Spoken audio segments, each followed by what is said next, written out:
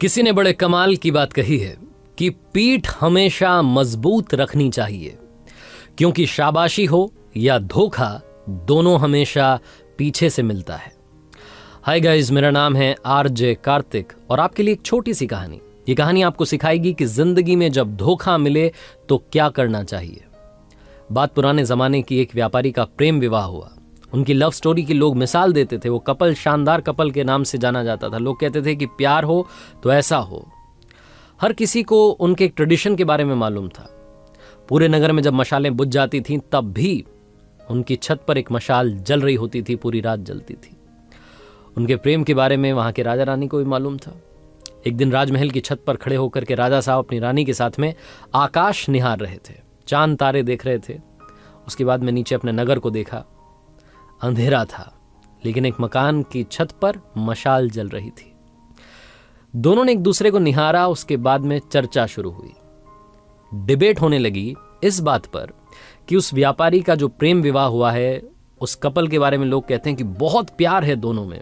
ये कैसे हो पा रही है, शादी इतनी सक्सेसफुली कैसे चल रही है। राजा ने कहा कि सारा जो साथ है वो पति दे रहा है। पति बहुत समझदार है, उसकी वजह से वो रिश्ता इतना खूबसूरत है।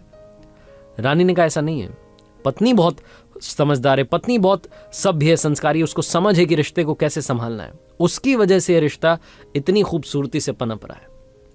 दोनों के बीच में डिबेट होने लगी। राजा ने कहा वाद विवाद करने से कुछ नहीं होगा, एक काम करते हैं, एक छोटी सी परीक्षा रखते हैं।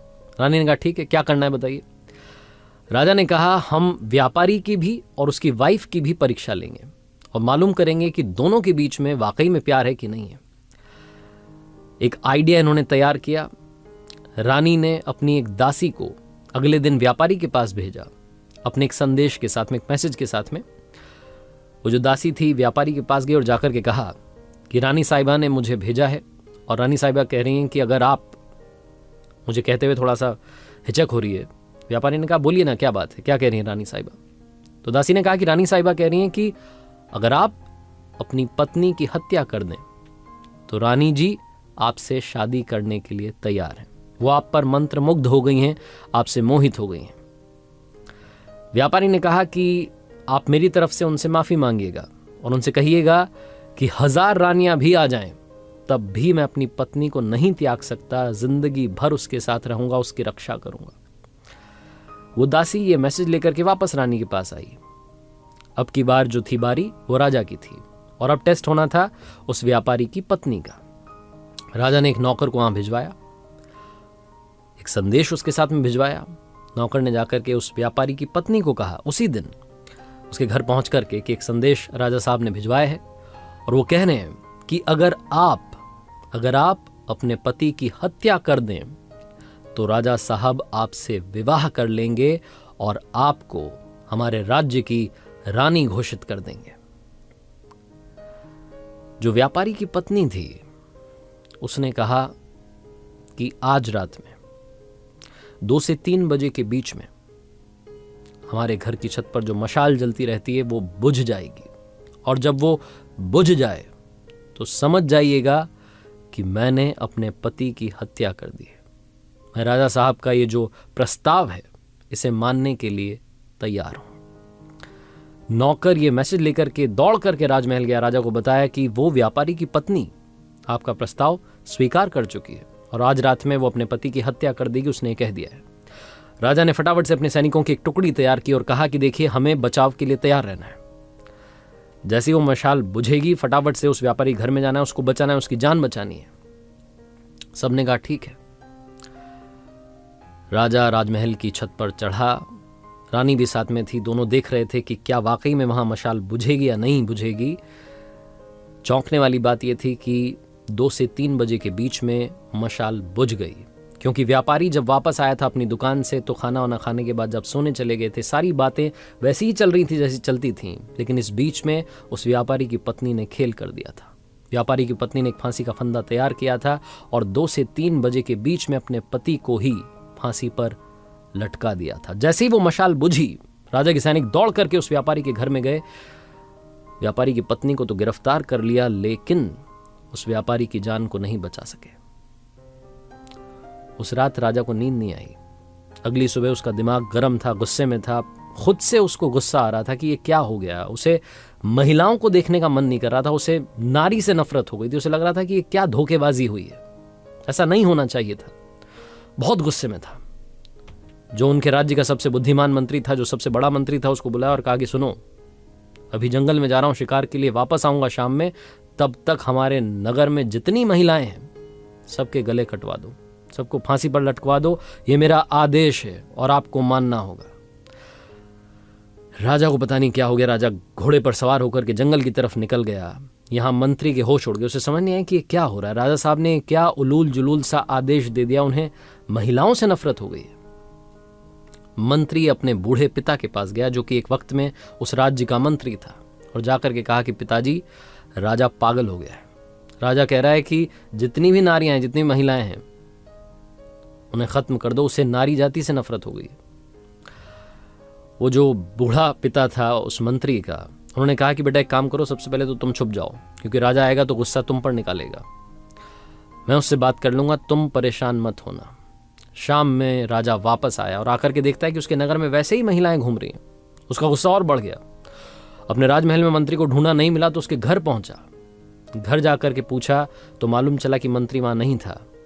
वहां था उस मंत्री का बूढ़ा पिता। उस मंत्री के बूढ़े पिता के पास राजा गया। उस मंत्री के बूढ़े पिता ने कहा, राजा साहब की जयकार हो। राजा साहब कैसे आना हुआ? राजा तो गुस्से में भरा हुआ था। उसने बोला कि तुम्हारा बेटा कहां गया? उसको मैंने एक आदेश दिया था, उसने माना नहीं। अब मैं उसका गला सबसे पहले कटवाऊंगा, मुझे उससे नफरत हो रही है।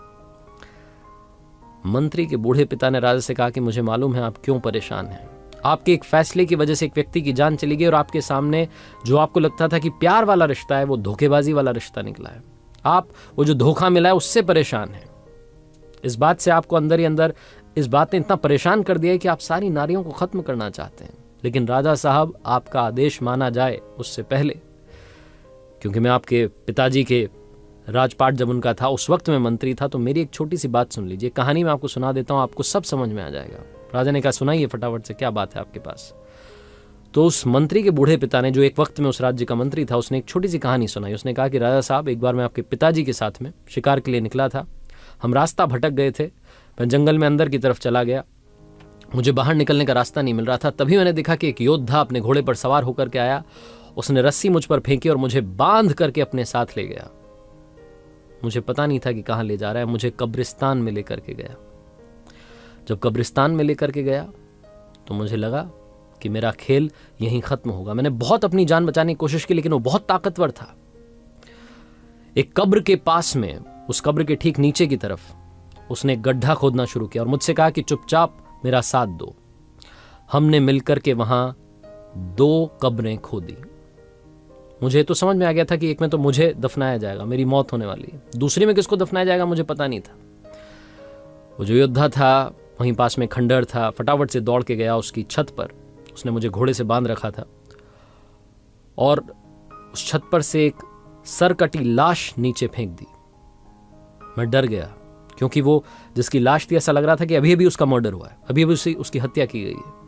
वो योद्धा उतर करके वापस नीचे आया और मुझसे कहा कि सुनो, इसको दफनाना है।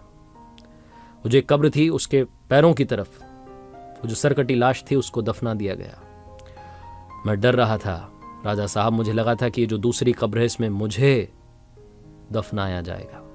लेकिन उस योद्धा ने जो मुंह पर कपड़ा बांधा हुआ था उसे हटाया। वो एक खूबसूरत कन्या थी, महिला थी। उसने कहा कि घबराओ मत, मुझे मालूम है तुम कौन हो।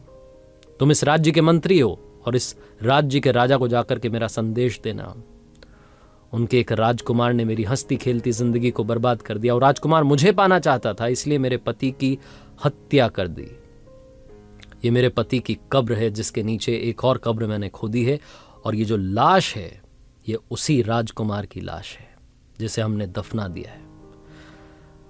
और उसके बाद वो बोलती चली गई कि अब मैं अपना गला काट रही हूं, मैं अपनी जान दे रही हूं, मैं अपने पति के पास वाली कब्र में जिंदगी भर आजीवन, जब तक नामो निशा रहे हम दोनों का, तब तक के लिए दफन होना चाहती हूं।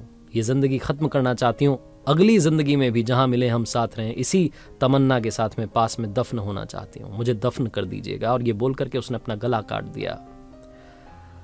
राजा साहब, उस दिन मुझे समझ में आया कि सच्चा प्यार क्या होता है। उस महिला ने जो अपनी जिंदगी कुर्बान कर दी अपने पति के लिए, उसने मुझे सिखाया कि सच्चा प्यार क्या होता है। आप इस बात से परेशान हैं कि वो जो व्यापारी है उसकी पत्नी ने उसे धोखा दे दिया।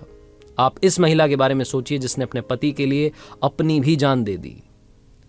सिर्फ एक महिला के धोखेबाजी की वजह से आप सारी महिलाओं को कहां फांसी पर लटकाने के लिए चले थे। अपने फैसले को बदलिए। राजा को समझ में आ गया। कहानी बहुत छोटी है लेकिन हम सब के लिए बहुत इंपॉर्टेंट मैसेज लेकर के आई है। हम सब लोग जिनको कभी ना कभी धोखा मिला है, हम अंदर से टूट जाते हैं। हमें लगता है कि ये लड़का ये लड़की खराब है। सारे लड़के खराब होते हैं, सारी लड़कियां खराब होती हैं। किसी एक व्यक्ति की वजह से जिसने आपको धोखा दिया है, बाकियों को भी उसी तराजू में तौलना बंद कीजिए। जिंदगी में हमेशा हमेशा याद रखिए कि अगर बुरे लोग इस दुनिया में हैं तो अच्छे लोग भी इस दुनिया में हैं। और अगर आपका एक रिश्ता टूट गया, आपको एक जगह से धोखा मिला है, इसका मतलब ये नहीं है कि आपको हमेशा ही धोखा मिलेगा। जिंदगी में प्यार जरूर मिलेगा, ये विश्वास रखिए। और अगर आपको प्यार मिल जाए तो प्यार करो इतना कि दुनिया करना चाहे आपके जितना। याद रखिए, हर सोमवार सुबह 9:30 बजे आरजे कार्तिक के सोशल मीडिया हैंडल्स पर देखिए एक नई कहानी।